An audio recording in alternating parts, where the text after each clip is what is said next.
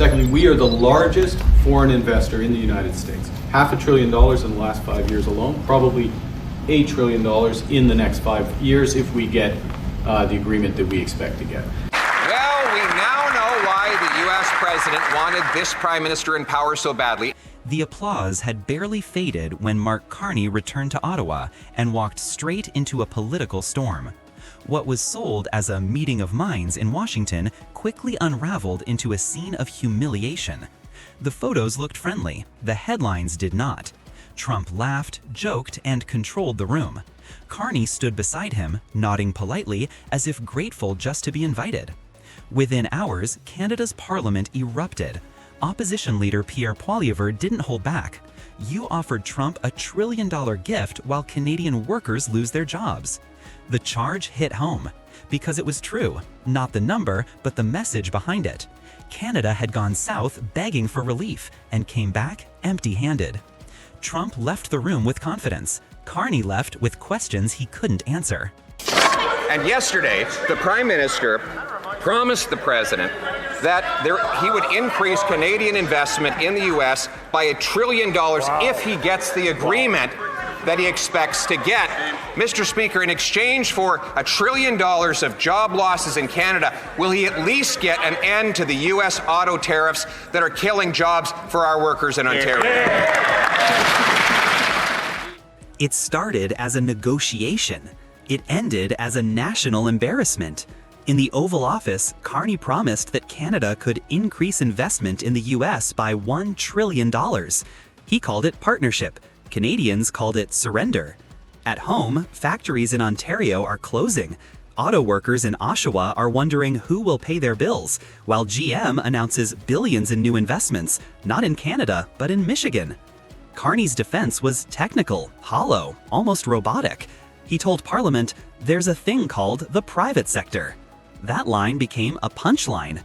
When a prime minister hides behind corporate language to explain why money is leaving the country, it means leadership has failed. Prices are rising, jobs are disappearing, and the so-called best deal in the world is delivering nothing but pain. The deeper irony? Carney once promised to put elbows up and fight for Canadian workers. Now even his supporters admit those elbows have disappeared. The same man who campaigned on confidence is now defined by caution, trapped in a policy that rewards Washington and punishes the people who voted for him. Each time Carney speaks about building cooperation, Canadians hear another excuse for inaction. Each photo op costs more. Each handshake buys less. In Washington, the difference was clear. Trump ran the show. He called the relationship a natural conflict, a phrase that turned diplomacy into dominance. Every joke, every grin, every camera flash, Trump used it to project control. Carney tried to talk about balance and fairness, but Trump talked about winning. And in that room, winning belonged to Washington. The United States kept its tariffs. No auto relief, no steel breakthrough, no progress on energy. Yet somehow, Trump walked away looking generous. Carney looked desperate. Every smile from Trump was a reminder that Canada no longer sets the terms of the relationship. The US media called it a small but symbolic victory for Trump. In Ottawa, it felt like a defeat, another chapter in Canada's growing list of diplomatic backfires. Back in Parliament, the questions came fast and brutal. Where did the $1 trillion come from? What did Canada get in return? Carney's answers inspired little confidence. He spoke of continuing dialogue, ongoing sectoral talks, and shared understanding. But Canadians have heard that script before, and they know how it ends. Trump got the photo. Carney got the fallout. Investment is fleeing. Jobs are vanishing. Public trust is collapsing. What was supposed to be a moment of strength has turned into a symbol of surrender. Carney's $1 trillion gesture didn't buy goodwill. It bought humiliation. And as tariffs stay, plants close, and confidence erodes, one truth becomes impossible to deny. The worst for Canada may still be ahead. The Canadian government will now match the United States by removing all of Canada's tariffs on U.S. goods specifically covered under CUSMA. Now, almost a month later, we've learned that's actually not what happened. that the Liberal government quietly dropped more of those tariffs than advertised. Canadians woke up to a revelation that cuts deeper than politics. Prime Minister Mark Carney had promised to match Washington's tariff policy, claiming that Canada would only lift retaliatory duties on goods covered by the Free Trade Agreement. But a CBC investigation exposed the truth. Ottawa quietly erased nearly all counter tariffs, sparing only steel, aluminum, and autos. What was presented as toughness was in reality surrender. It was not a careful strategy, it was a decision hidden in an order in council, discovered only by journalists willing to dig. And with that secrecy, Carney's credibility cracked wide open.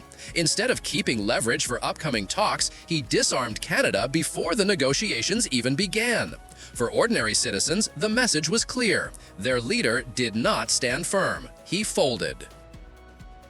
While Carney was stripping away Canada's leverage, Donald Trump was doubling down. In late September, Washington rolled out a new wave of reciprocal tariffs, 25% on heavy trucks, 50% on metals, and up to 100% on branded pharmaceuticals. The White House was not improvising. It was building a pressure system designed to generate revenue and channel that money into domestic priorities like farm subsidies. Tariffs in America became a tool to project strength and fund resilience. Ottawa did the opposite. By dropping surtaxes across a wide spectrum of imports, the Carney government eliminated one of the last bargaining chips Canada held in cross-border talks. There was no replacement strategy, no offsetting plan. Canada surrendered bargaining power in exchange for a moment of short-term calm. One side used tariffs to build leverage. The other side threw theirs away. And with that asymmetry, the path to the 2026 CUSMA review tilted decisively toward Washington. The consequences are already visible.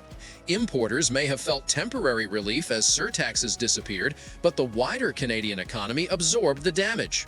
Without counter tariffs, Ottawa forfeited revenue that could have funded relief at home. Families still face high grocery bills, higher borrowing costs, and shrinking job security. Farmers and manufacturers who once counted on government support now see Ottawa running out of tools. The so-called adaptation is in fact an erosion of capacity. Beyond the numbers, the damage is personal. A household in Saskatchewan feels the pinch every week at the supermarket. An auto worker in Ontario wonders if the next round of layoffs will reach his factory. A small business owner in Quebec pays more for inputs but sees no policy roadmap to stabilize costs. These stories are not abstract. They are daily reminders that Ottawa's retreat has real victims, and those victims are ordinary Canadians. Polls reveal what people sense instinctively. Trust in Carney is fading. Since the tariff flip-flop, Conservative support has pulled ahead, even if only by a slim margin. Symbolically, that is devastating. It shows Canadians recognize the backfire. What was marketed as a clever trade adjustment now looks like an own goal. Rather than shielding the economy, Carney has cornered it. Rather than gaining strength for negotiations, he has walked Canada into weakness. The pattern is undeniable.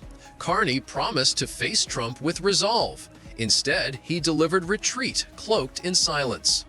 Every step taken without transparency deepens the sense of betrayal among Canadians who expected clarity and leadership. If this is the posture going into the CUSMA review, Ottawa will sit at the table with empty hands while Washington dictates terms. What began as a single misstep has become a warning sign. The Prime Minister has already burned through public trust, dismantled Canada's leverage, and left households paying the price. And unless this course changes, the backfire will not stop here. It will echo into 2026, when the future of Canada's trade relationship is decided not in Ottawa, but in Washington. Carney promised strength. He promised leverage against Donald Trump. Instead, what Canadians see is a prime minister exposed and outmatched. Trump has pushed tariffs across steel, aluminum, autos, and even farm exports. And while Mexico found a way to adapt, Canada has stumbled. Conservative leader Pierre Poilievre summed it up bluntly. Mr. Carney has unfortunately negotiated out of a position of weakness.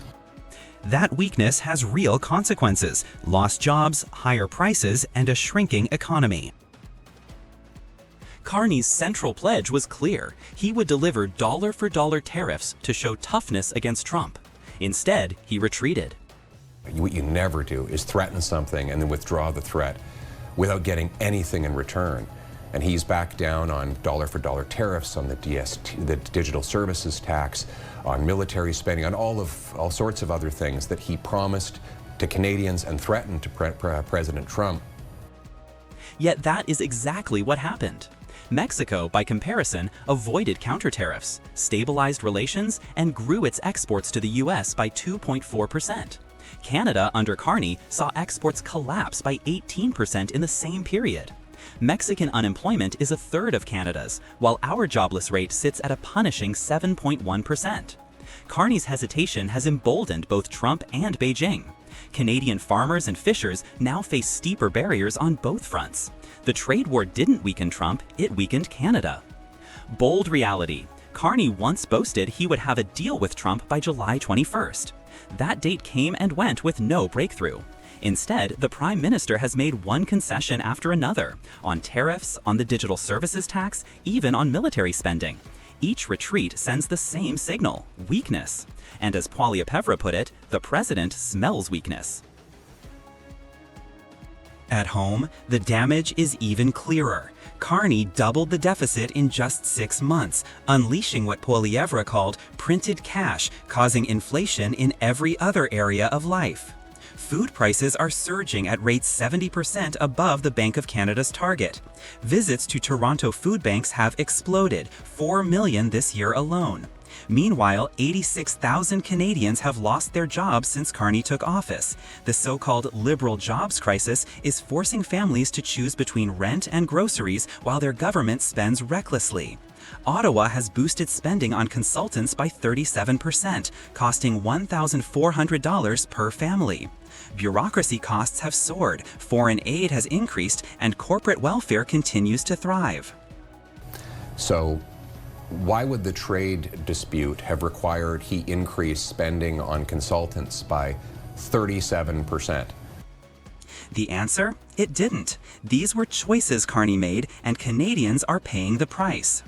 Even worse, Carney promised restraint. He promised less bureaucracy, more efficiency, and balanced books. Instead, deficits are ballooning faster than under Trudeau. Canadian business leaders have said flat out that Mark Carney's regulations and red tape are actually more damaging to the economy, even more damaging than Donald Trump's policies. for workers, that means layoffs. For families, it means higher bills. And for investors, it means Canada is no longer competitive.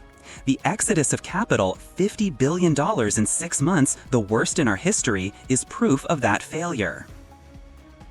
Carney's supporters highlight Bill C-5 as proof that Ottawa is cutting red tape, but the reality is far different. Major projects remain stalled, 38 at the federal level, and capital continues to flee south. Even Canadian energy giant Enbridge has shifted billions into U.S. pipelines, creating jobs for American workers instead of Canadian ones. Business leaders warn that Ottawa's regulatory burden has become more damaging than Trump's tariffs. While officials insist Canada is resilient, the numbers tell a harsher truth. Growth has flatlined, unemployment is climbing, and the dollar keeps weakening. Mexico, by adapting quickly, has surged ahead, leaving Canada further behind.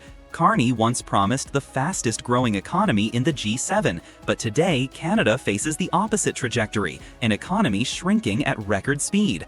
Unless there is a decisive course correction, these failures will push the country deeper into decline. The collapse is not ending, it is only beginning.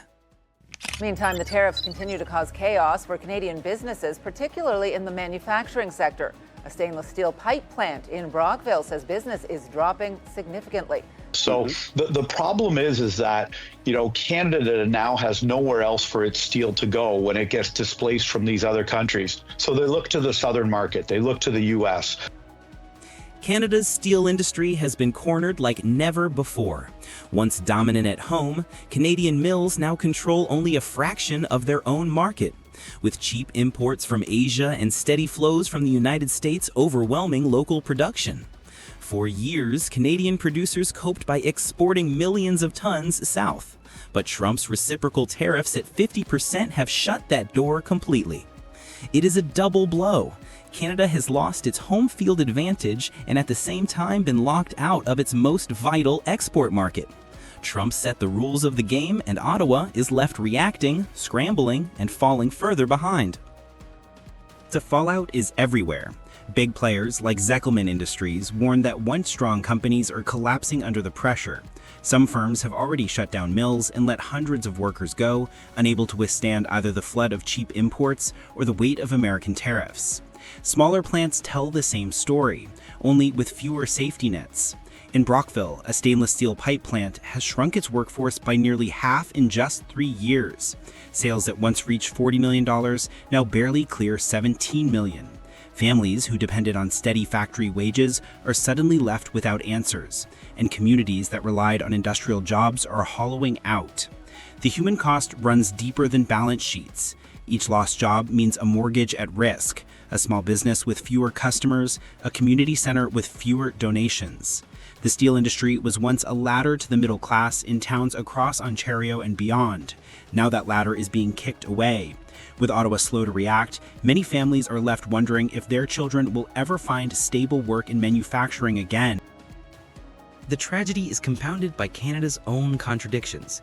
While Canadian workers lose their jobs, clean energy projects across the country are being built with foreign steel shipped from halfway around the world. Panels and solar fields marketed as green are supported by some of the dirtiest steel on the planet.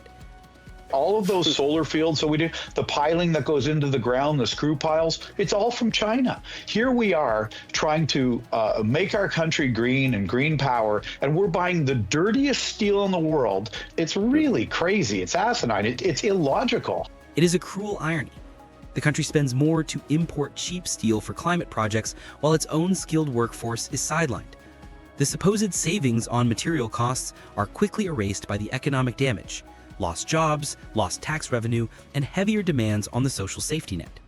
The choice to chase headline prices has left entire towns struggling, and the long-term costs are proving far greater than anyone admitted. The industry is at a breaking point, and the path out is clear yet politically uncomfortable.